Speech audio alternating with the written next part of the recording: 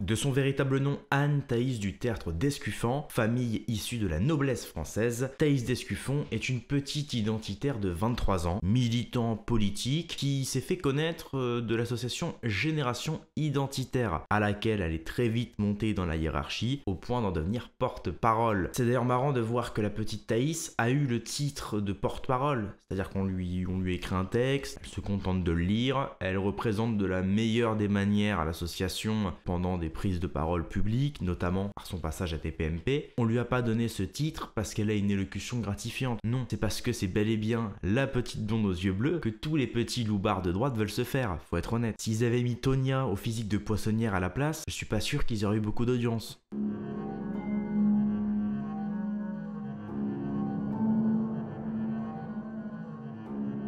Oui, on va rentrer dans le vif du sujet, on va parler de son extrême droitisme. L'extrême droitisme de Thaïs, j'ai envie de vous dire, extrême droite de quoi? Je me rends compte qu'en France, on confond fréquentable et infréquentable, on confond gauche sociale et gauche sociétale, on confond droite raciale et droite économique, ça n'a ni queue ni tête. Thaïs, elle veut une France régie et dictée par des lois européennes. Donc, par définition, elle se définit elle-même européiste. À la dernière présidentielle, aucun candidat, je dis bien aucun, n'était anti-Union européenne, à droite comme à gauche. Pour le moment, Thaïs, ses prises de position pour l'Europe, ça ne la différencie ni d'un Zemmour, ni d'un Mélenchon en réalité. Dois-je vous rappeler ce qui définit un pays? Ce qui définit un pays, c'est son hymne, son drapeau, sa monnaie, ses frontières, un peuple avec des mœurs, des us et des coutumes, et évidemment une culture. En France, on a l'hymne, mais qui est une hymne de création républicaine. On a le drapeau, qui n'est pas forcément le plus beau. Certains préfèrent nettement le blanc avec la fleur de lys, ce que je peux comprendre. On a une monnaie, mais une monnaie européenne qui est vouée à l'échec. On a des frontières mais qu'on ne peut pas contrôler nationalement. Il nous faut l'accord de Madame von der Leyen et de l'Union européenne. Sans compter que dans l'Europe, il y a l'espace Schengen qui permet à un citoyen quelconque européen de circuler librement dans les pays UE. Donc réduction des contrôles, ce qui signifie en fait véritable passoire migratoire. La France et les Français sont un peuple complètement mélangé. On peut parler des Bretons, des Gaulois, des Celtes, des Normands. Il y en a beaucoup. Et cela veut dire qu'à chaque fois qu'une partie du territoire français ou franc ou gaule à l'époque s'est fait occuper, nous avons eu nos femmes françaises, régionalement, qui sont parties se reproduire avec l'ennemi. Et c'est ce qui se passe aujourd'hui avec ce qu'on peut appeler le cosmopolitisme, le multiculturalisme, cette espèce de créolisation générale. Nous sommes passés d'un mélange intra-régional à intranational, à intra-européen et désormais extra-européen. Avoir accepté le mélange intra-européen, c'était mieux préparer le mélange extra-européen. Et ça, faut le savoir. De plus, le mythe européen est une des plus grosses calembredaines de ces dernières années que les faux nationalistes essayent de vous faire gober. Et pour ça, je ne peux que vous recommander l'excellent travail de Monsieur Delesquin qui a fait une vidéo sur le mythe européen et qui évidemment est en description.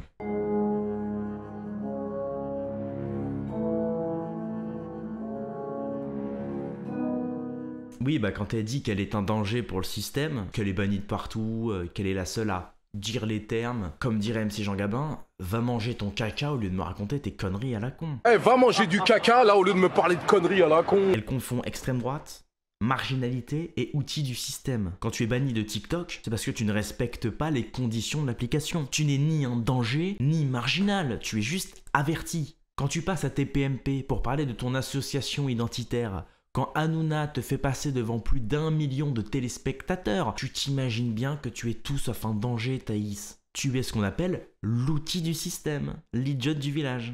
Hanouna le dit d'ailleurs dans son livre, Ce que m'ont dit les Français. Il dit qu'en fait, il invite l'extrême droite pour mieux la décrédibiliser, pour mieux l'humilier. Et je vous l'accorde, c'est aussi parce que ça fait énormément parler, ça fait énormément de vues. Il le sait. Il joue de ça, et c'est pour cela d'ailleurs qu'il invite les gens, toujours les extrêmes. L'extrême gauche, l'extrême droite, les véganes, les pro-chasse.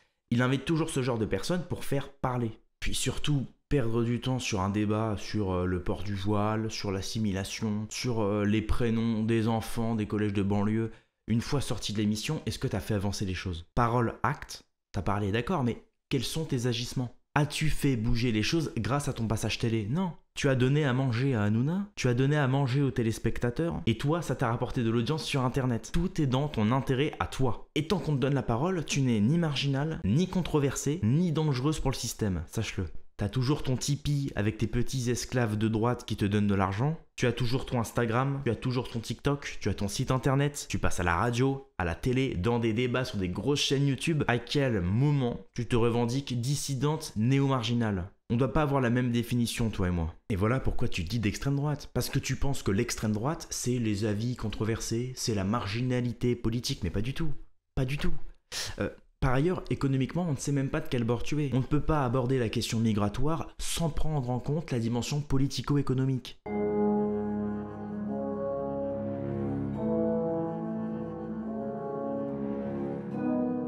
Tu n'es pas pour le Frexit, tu n'es pas pour une monnaie nationale, tu veux simplement des blancs en Europe. Économiquement, tu ne t'es jamais révélé parce que de 1, tu n'as jamais bossé de ta vie. Tu ne sais pas ce que c'est de se lever à 7 heures pour un patron qui te déteste et qui peut te remplacer du jour au lendemain. Tu ne sais pas ce que c'est de monter une entreprise, de ne pas avoir un seul jour de repos tant que tu n'as pas fini le travail pour le client parce que tu es payé au client, t'es pas payé au mois. Et tu oses, de tes 3 semaines de stage de 3e, nous faire des leçons de morale sur les immigrés travailleurs, sur les étrangers travailleurs et sur les clandestins travailleurs. Sérieusement ? Moi j'ai fait de l'intérim, moi j'ai fait des boulots de livreur, j'ai côtoyé des étrangers qui parlaient même pas français et qui payent plus d'impôts à l'année que toi. Est-ce que tu as déjà bossé sur un chantier de BTP ? Ce sont des Portugais, des Algériens, des Marocains et il y a des Français. Et quand l'étranger ou le Français il a fini ses 9 heures de chantier de la journée, il est dans le métro, il est fatigué, tout ce qu'il veut c'est revoir sa femme, ses gosses et se doucher. Je connais aucun mec dans le BTP ou dans la restauration qui après ses 9 heures de taf se dit tiens, je vais aller voler des scooters, je vais faire des vols à l'arrache, je vais emmerder des filles dans la rue. Non, ça n'existe pas ça. Donc la morale, c'est que t'es une bourgeoise qui pète plus que son cul à donner des leçons de morale. Tout ça pour finir quoi ? YouTubeuse à demander des dons à tes abonnés ? Quand tu fais une peinture et que tu la vends, t'es payé de ton temps et de ton talent. Toi, t'as aucun talent, ton travail ne te demande que très peu de temps, et en plus de ça, tu oses faire la mendiante sur Tipeee pour soi-disant te soutenir et faire perdurer ton travail. Mais de quel travail tu parles ? Tu ne montes pas tes vidéos, je connais ton monteur. Tu ne réalises pas tes vidéos, tu sais même pas comment marche un appareil photo et un objectif. Donc quel travail veux-tu que tes abonnés te financent ? Quand tu demandes 200 € pour qu'on puisse te rencontrer, je ne vois pas dans quelle optique et quelle valeur tu comptes ajouter. Te rencontrer personnellement pour 200 €, qu'est-ce qu'on y gagne ? Tu ne fais ni meeting, ni conférence, tu n'écris pas de bouquin, tu repompes l'entièreté de ton discours sur des forums et sur les tendances du moment. Donc excuse-moi, sachant que tu n'apportes rien politiquement et que tu possèdes les mêmes tarifs que les escortes dans le 16e, j'ai envie de te poser une question. Est-ce que t'avales pour ce prix-là ? Je crois qu'après avoir vu ça, on peut mourir tranquille.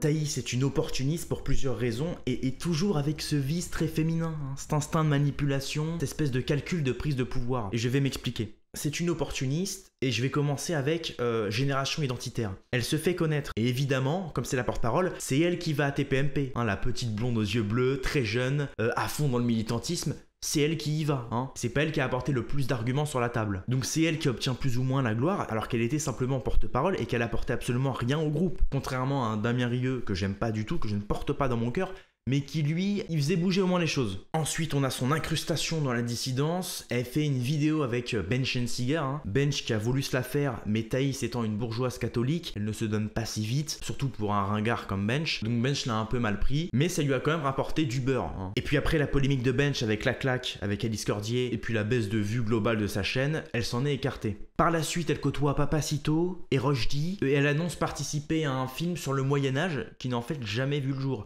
Mais elle s'est mise dans le projet, Comme ça son nom est cité, les vidéos actus vont apparaître, et comme ça lui fait pareil un tout petit peu de gloire. Ensuite, elle fait une polémique sur une fausse agression qui a entièrement été démystifiée par moi-même et d'autres, mais sur le coup, ça a fait parler.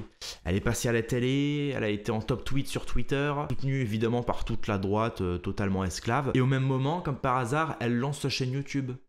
On en vient aux élections où elle revendique son vote pour Zemmour et son soutien à Zemmour. Évidemment, c'est au moment où elle a le plus de succès. Une année plus tard, elle ne reparle ni de Zemmour ni de ses idées.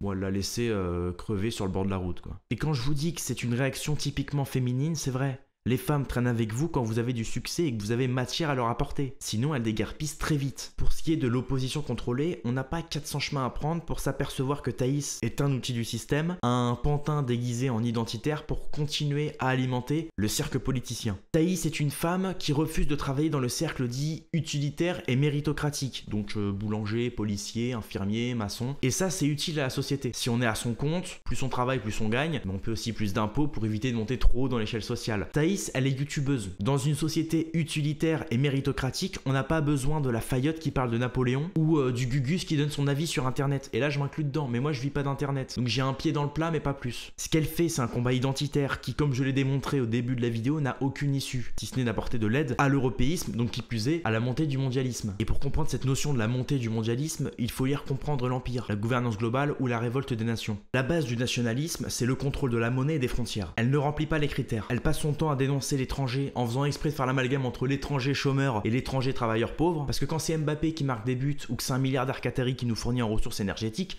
ça dérange personne. J'ai jamais vu un seul identitaire se plaindre des étrangers riches. Donc Thaïs et la plupart des identitaires, ce qu'ils ont pas compris, c'est que le souci, c'est pas la couleur de peau, c'est le travail fourni et le revenu qui va avec. Un Camerounais soudeur nautique qui gagne 100 000 € par an, il te calcule pas. Pour lui, tu pues la pauvreté. Son quartier, tu peux même pas y foutre les pieds. Donc Thaïs, quand elle s'est fait soi-disant agresser, c'était pas un Tunisien soudeur nautique. C'était pas un Tunisien toubib. C'était pas un Tunisien patron des hôtels Hilton. C'était un Tunisien chômeur qui touche le RSA et qui vagabondait entre Toulouse et l'Allemagne. Donc faut en vouloir à qui? À celui qui fournit le RSA aux Tunisiens chômeurs, à celui qui fait rentrer les Tunisiens en France et les accepter en tant que chômeurs, à celui qui a voté pour la personne qui fait venir les Tunisiens chômeurs, mais pas aux Tunisiens chômeurs en question, puisque c'est la France elle-même qui les a créés de toutes pièces. Quand t'as compris ça et que tu continues de le nier en vidéo, parce que ça t'apporte de l'audience, de l'audimat, du fric, et que tu continues de participer à cet amalgame, pour moi tu fais partie de l'opposition contrôlée. Indirectement peut-être, mais tu fais partie de l'opposition contrôlée. Par ailleurs, Thaïs se voit très proche du parrain du national-socialisme, Gilles William Goldnadel. C'est un avocat de confession qui en fait approche un petit peu toutes les personnes de droite qui prennent de l'audience, et pour éviter d'en faire des véritables marginaux qui pourraient déranger le système, et bah lui il les recrute au service du national-socialisme, qui d'ailleurs est entièrement fait pour diviser le camp à droite. Droite immigrationniste, droite libérale, droite nationaliste. Et en échange, il leur garantit une protection judiciaire. Et on remarque que dans tout le cirque de droite, il n'y en a pas un qui a pris de la tôle. Papacito avec l'affaire des communistes, c'est une affaire qui a été classée sans suite. Bench avec l'histoire de la claque. Pas de nouvelles. Le mec demande des dons parce qu'en fait sa chaîne marche plus. 3 mois après, il se barre au Texas. Et on a Thaïs avec l'affaire de Génération Identitaire. Elle avait subi un procès.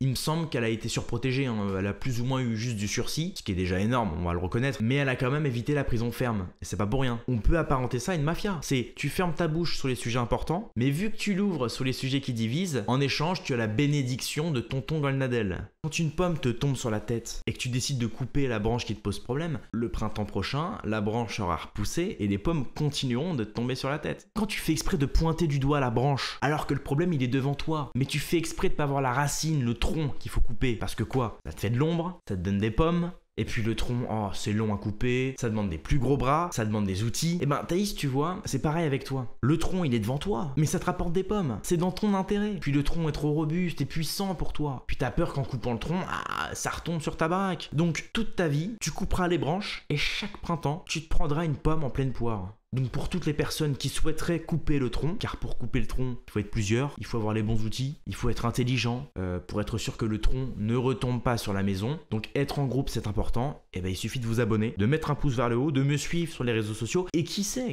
peut-être un jour, nous viendrons à bout du tronc, une bonne fois pour toutes.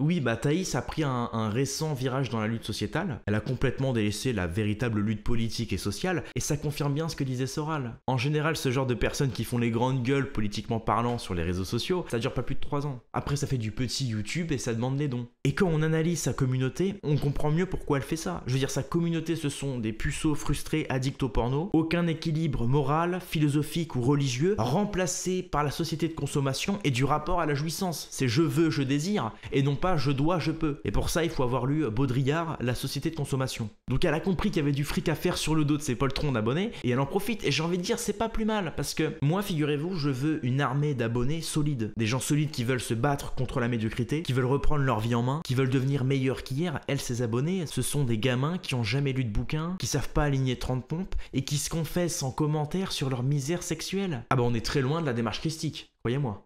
Te llamo para que vaya a recoger las paelleras. Y me acuesto en su, ya para abrir el restaurante que era el arroz. Y me llama el cocinero. Risita, ¿qué? Ve por la paellera. Venga, que las 2 de la tarde ya están aquí. Miren, bañador, en las chanclas. Todo despeinado porque no me dio tiempo nada ponerme las chanclas y el bañador. Voy a la playa, había subido la marea.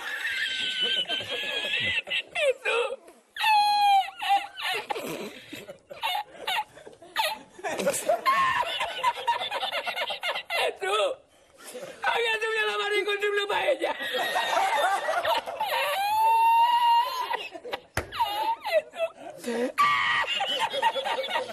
Y la encontré porque estaba la paellera agarrada metida entre las piedras de Chipiona, del faro. Y cuando entro en el restaurante me ve el cocinero con una paellera y a ver toda la vez de paellera.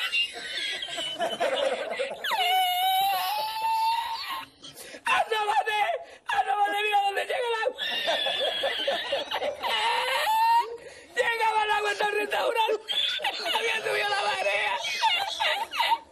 Encore merci à tous les souscripteurs du mois de mai. Grâce à vous, cette chaîne peut produire du contenu de qualité. Et bien pour vous récompenser, vous avez un bonus sur Thaïs Descuffon, Damien Rieu et Julien Lalange. Très intéressant. Et pour tous ceux qui veulent souscrire, c'est en bas de la vidéo le bouton rejoindre. Et ceux qui sont sur téléphone, eh bien c'est le deuxième lien en description. T'es blonde aux yeux bleus comme les Ariens. Ma belle, tu sais toi-même, dans ce game tu ne sers à rien. T'es qu'une identitaire, tu n'as rien d'hostile. Je vais te faire leur scénario à poil comme l'a fait Hervé Weinstein.